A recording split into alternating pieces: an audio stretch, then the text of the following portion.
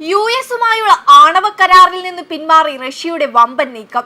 റഷ്യയ്ക്ക് സമീപം ആണവ മുങ്ങിക്കപ്പലുകൾ വിന്യസിക്കാൻ യുഎസ് പ്രസിഡന്റ് ഡൊണാൾഡ് ട്രംപ് ഉത്തരവിട്ട് ദിവസങ്ങൾക്കകമാണ് റഷ്യയുടെ മറുപടി. ട്രംപിന്റെ കണക്കുകൂട്ടലുകൾ തെറ്റുന്നു. റഷ്യ കനത്ത പ്രഹരമാണ് ട്രംപിന് നൽകിയിരിക്കുന്നത്.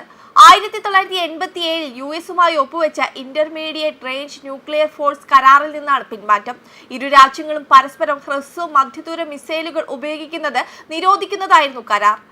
പണി ഇരന്നു വാങ്ങിയിരിക്കുകയാണ് ട്രംപ്. പാശ്ചാത്യ രാജ്യങ്ങളുടെ നടപടികൾ റഷ്യയുടെ സുരക്ഷയ്ക്ക് നേരിട്ട് ഭീഷണി ഉയർത്തുന്നുവെന്ന് റഷ്യ കുറ്റപ്പെടുത്തി. സോവിയറ്റ് യുഗത്തിലെ കരാറിൽ തുടരുന്നതിനുള്ള കാരണങ്ങൾ ഇനി അവശേഷിക്കുന്നില്ലെന്നും നേരത്തെ സ്വയം ഏർപ്പെടുത്തിയ നിയന്ത്രണങ്ങൾ ഇനി പാലിക്കില്ലെന്നും റഷ്യൻ വിദേശകാര്യ മന്ത്രാലയം വ്യക്തമാക്കി. പാശ്ചാത്യ രാജ്യങ്ങൾ അവരുടെ മിസൈൽ ശേഷി വർദ്ധിപ്പിക്കുന്നത് റഷ്യയുടെ സുരക്ഷയ്ക്ക് ഭീഷണിയാണെന്നും വിദേശകാര്യ മന്ത്രാലയത്തിന്റെ പ്രസ്താവനയിൽ ആരോപിക്കുന്നുണ്ട്. 1987 സോവിയറ്റ് നേതാവ് മിഖായിൽ ഗോർബച്ചേവും അന്നത്തെ യുഎസ് പ്രസിഡന്റ് ഡൊണാൾഡ് റീഗനുമായി കരാറിൽ ഒപ്പുവെച്ചത്. കരാർ അനുസരിച്ച് 500 മുതൽ 5500 കിലോമീറ്റർ വരെ പരിധിയുള്ള മിസൈലുകൾ ഇരു രാജ്യങ്ങളും ഉപയോഗിക്കുന്നത് നിരോധിച്ചിരുന്നു. റഷ്യ സഹകരിക്കുന്നില്ലെന്ന് ആരോപിച്ച് യുഎസ് 2019 കരാറിൽ നിന്ന് പിന്മാറിയിരുന്നു. എന്നാൽ യുഎസ് പ്രകോപനം ഉണ്ടാക്കാത്തിടത്തോളം തങ്ങളും യുഎസിന് സമീപം മിസൈലുകൾ വിന്യസിക്കില്ലെന്നാണ് റഷ്യ ആവർത്തിച്ചിരുന്നത്. എന്നാൽ യുഎസിന്റെയും നാറ്റോ രാജ്യങ്ങളുടെയും ഭാഗത്തു നിന്ന് സ്ഥിരത ലംഘിക്കപ്പെടുന്ന തരത്തിലുള്ള നീക്കങ്ങൾ ഉണ്ടാകുന്നതിനാൽ റഷ്യയ്ക്ക് പ്രതികരിക്കേണ്ടി വരുമെന്ന് ഡിസംബറിൽ റഷ്യൻ വിദേശകാര്യമന്ത്രി സെർജി ലാവ്റോവ് വ്യക്തമാക്കിയിരുന്നു. അതിനിടെ മിസൈൽ വിന്യസിക്കുന്നത് നിരോധിച്ച കരാർ ലംഘിക്കപ്പെട്ടത് നാറ്റോ രാജ്യങ്ങളുടെ റഷ്യാവിരുദ്ധ നയങ്ങളുടെ ഫലമാണെന്ന് ആരോപിച്ച് റഷ്യയുടെ മുൻ പ്രസിഡന്റ് ദിമിത്രി മെദ്വദേവും രംഗത്തെത്തിയിരുന്നു.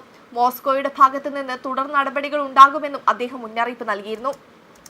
അതേസമയം പരസ്പര പോർവിളിയുടെ അന്തർവാഹിനി കപ്പലുകൾ വീണ്ടും ഭൗമരാഷ്ട്രീയ ചർച്ചകളുടെ കേന്ദ്ര ബിന്ദു ആവുകയാണ്. യഥാർത്ഥത്തിൽ കടലാഴങ്ങളിൽ ശക്തിയിലും കഴിവിലും ആരാണ് മുന്നിലുള്ളത് എന്ന ചോദ്യമുണ്ട്.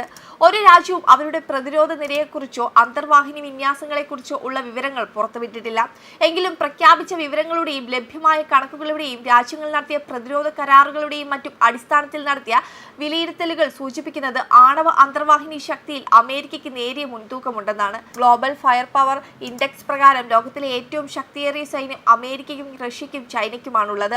ഇന്ത്യയാണ് 4ാം സ്ഥാനത്ത്. ദക്ഷിണ കൊറിയ, ജപ്പാൻ, തുർക്കി, ഇറാൻ എന്നിവയാണ് തൊട്ടു പിന്നിലുള്ള മറ്റു രാജ്യങ്ങൾ എന്ന് ഗ്ലോബൽ ഫയർ പവർ ഇൻഡെക്സ് പറയുന്നുണ്ട്. പാകിസ്ഥാൻ 12ാം സ്ഥാനത്താണ്. ഗ്ലോബൽ ഫയർ പവറിന്റെ 2025 കണക്ക് പ്രകാരം അമേരിക്കയ്ക്ക് സജീവമായ 70 അന്തർവാഹിനികളാണുള്ളത്. അതേസമയം റഷ്യയ്ക്ക് 60 മുതൽ 64 വരെയാണ്. ന്യൂക്ലിയർ ത്രെഡ് ഇനിഷ്യേറ്റീവിനെ ഉദ്ധരിച്ച് ന്യൂസ് വീക്ക് 2023 റിപ്പോർട്ട് ചെയ്തത് പ്രകാരം അമേരിക്കയ്ക്ക് 64ഉം റഷ്യയ്ക്ക് 58ഉം അന്തർവാഹിനികളാണുള്ളത്. ഇരു രാജ്യങ്ങളും തമ്മിലുള്ള അന്തരം നേരിയതെങ്കിലും അന്തർവാഹിനികൾ എവിടെ വിന്യസിച്ചിരിക്കുന്നു, എങ്ങനെ ഉപയോഗിക്കുന്നു, എന്ത് ആയുധങ്ങളാണ് അവ വഹിക്കുന്നത്, ഉപയോഗിച്ചാൽ ഉണ്ടാകുന്ന ആഘാതം തുടങ്ങിയ കാര്യങ്ങളെ ആശ്രയിച്ചാണ് അവയുടെ ശക്തിയും ശേഷിയും അളക്കുന്നത്. യുഎസ് നാവികസേനയുടെ അന്തർവാഹിനികൾ അറ്റ്ലാന്റിക്, പസഫിക്, ഇന്ത്യൻ മഹാസമുദ്രങ്ങളിൽ പെട്രോളിംഗ് നടത്തിക്കൊണ്ട് ലോകമെമ്പാടും വ്യാപിച്ചു കിടക്കുകയാണ്. നിരീക്ഷണം, അന്തർവാഹിനി വിരുദ്ധ യുദ്ധതന്ത്രങ്ങൾ, ഒക്കാസ് പോലുള്ള തന്ത്രപരമായ പങ്കാളിത്തങ്ങൾ എന്നിവയിലും അവ പതിവായി ഏർപ്പെടുന്നുണ്ട്. മറുവശത്ത് റഷ്യ തങ്ങളുടെ വിന്യാസം ആർട്ടിക്, നോർത്ത് അറ്റ്ലാന്റിക്, പസഫിക് മേഖലകളിലാണ് കേന്ദ്രീകരിച്ചിരിക്കുന്നത്. സമീപ വർഷങ്ങളിൽ റഷ്യൻ അന്തർവാഹിനികളെ നാറ്റോയുടെ തീരപ്രദേശങ്ങൾക്കടുത്തും യുഎസ് തീരത്തും വരെ ലൊക്കേറ്റ് ചെയ്തിരുന്നു. ഇത് സോവിയറ്റ് കാലഘട്ടത്തിലെ തന്ത്രങ്ങളോട് സാമ്യമുള്ള ഒരു നീക്കമാണെന്നാണ് പാശ്ചാത്യ നിരീക്ഷകർ കരുതുന്നത്. വെബ് ഡെസ്ക് കർമ്മ ന്യൂസ്.